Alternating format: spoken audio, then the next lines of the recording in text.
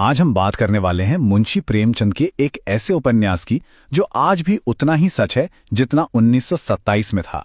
नाम है निर्मला। ये कहानी है एक युवा लड़की की जिसकी जिंदगी समाज की कुछ कुरीतियों की भेंट चढ़ गई। तो चलिए इस बेहद मार्मिक कहानी की परतों को खोलते हैं और इसे थोड़ा और करीब से समझते हैं। ये एक लाइन निर्मला की पूरी जिंदगी का दर्द, उसकी पूरी कहानी का सार शायद इसी एक वाक्य में छिपा है। ये शब्द हमें सीधे उस घुटन और उस भावनात्मक संघर्ष के बीच ले जाते हैं जो निर्मला की जिंदगी का सच बन गया था। तो सवाल ये है कि इस दर्द भरे सफर की शुरुआत से पहले निर्मला कौन थी, कैसी थी उसकी अपनी दुनिया? आइए देखते हैं। तो देखिए, कहानी जब शुरू होती है हम एक 15 साल की निर्मला से मिलते हैं। वो चंचल है, जिंदा दिल है, उसकी आंखों में ढेर सारे सपने हैं।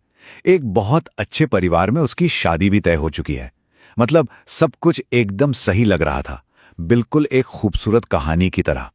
लेकिन फिर कहानी में एक विलन की एंट्री होती है, और वो विलन कोई इंसान नहीं बल्कि समाज की एक बहुत बड़ी कुरीति थी, दहेज। और इसी दहेज ने सब कुछ बदल कर रख दिया।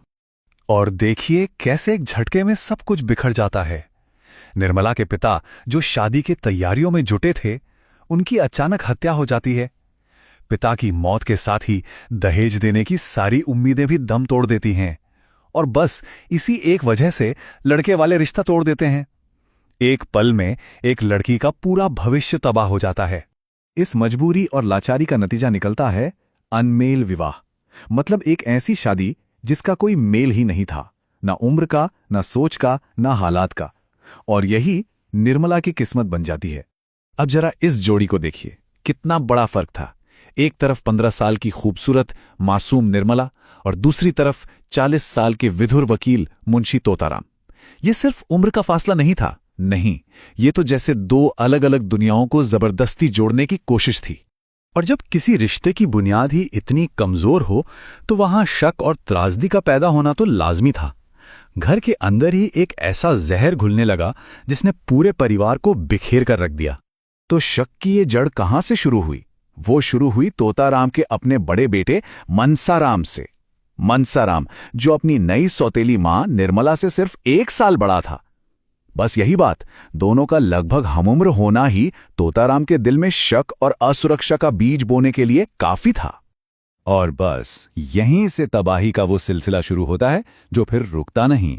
तोताराम के मन में शक का कीड़ा ऐसा कुल बुलाता है कि वो निर्मला और मनसाराम के एक बिल्कुल मासूम रिश्ते को भी गलत नजर से देखने लगता है। और नतीजा, वो अपने ही बेटे को खुद से दूर बोर्डिंग स्कूल भेज देता है। वहां अकेलेपन और दुख में मनसाराम की तबीयत बिगड़ती है और वो मर जाता है। और सोचिए, इस सब का इल्जाम किस पर आता है? निर्मला पर। यह इल्जाम उसे अंदर से पूरी तरह तोड़कर रख देता है। लेकिन देखिए, ये कहानी सिर्फ निर्मला या उसके एक परिवार की नहीं है। नहीं, प्रेमचंद इसके जरिए एक बहुत बड़ा काम कर रहे थे। वो उस समय के पूरे समाज पर एक जोरदार चोट कर रहे थे। असल में प्रेमचंद ने निर्मला के रूप में समाज के सामने एक आईना रख दिया था। एक ऐसा आईना जिसमें उस दौर की सारी कड़वी सच्चाई, सारी बुराइयां साफ साफ दिख रही थी। चाहे वो दहेज प्रथा हो, अनमेल विवाह हो, बाल विवाह हो, या फिर समाज में औरतों की वो लाचार और दयनीय हालत हो। और दहेज को लेकर प्रेमचंद का गुस्सा कितना जबरदस्त था, वो उनके इन शब्दों से पता चलता है। जरा सुनिए, उन्होंने लिखा, बस चले तो दहेज लेने वाले और देने वाले दोनों को ही गोली मार दी जाए, फिर चाहे फांसी ही क्यों ना हो जाए। मतलब सोचिए कितनी पीड़ा और कितना गुस्सा होगा उनके मन में इस प्रथा को लेके कि वो इसे इतना बड़ा सामाजिक अपराध मानते थे। और इस पूरी कहानी का, इस पूरी त्रासदी का निचोड़ वो निर्मला के आखिरी शब्दों में है। अपनी बेटी के लिए वो जो कहकर जाती है वो दिल चीर देता है। वो कहती है, चाहे कुंवारी रखिएगा, चाहे विष देकर मार डालिएगा, पर कुपात्र के गले न मड़िएगा। मतलब जो मेरे साथ हुआ वो मेरी बेटी के साथ कभी मत होने देना। अब सवाल ये उठता है कि ठीक है, ये कहानी लगभग 100 साल पुरानी है, तो आज हम इसकी बात क्यों कर रहे हैं? आज ये उपन्यास इतना जरूरी क्यों है? वजह यह है कि निर्मला सिर्फ 1927 की कहानी नहीं है, ये एक टाइमलेस कहानी है। ये हमें दिखाती है कि सामाजिक दबाव, खोखली परंपराएं और शक, ये 3 चीजें मिलकर कैसे हंसती खेलती जिंदगियों को बर्बाद कर सकती हैं। सोचिए ना, इसमें जो बातें उठाई गई हैं वो आज भी कितनी सच हैं। रिश्तों में बराबरी और सम्मान की जरूरत, शक कैसे किसी भी रिश्ते को दीमक की तरह खा जाता है, और वो भयानक नतीजा जो तब सामने आता है जब हम इंसानी जिंदगी से ज्यादा समाज के रीति रिवाजों को तवज्जो देने लगते हैं।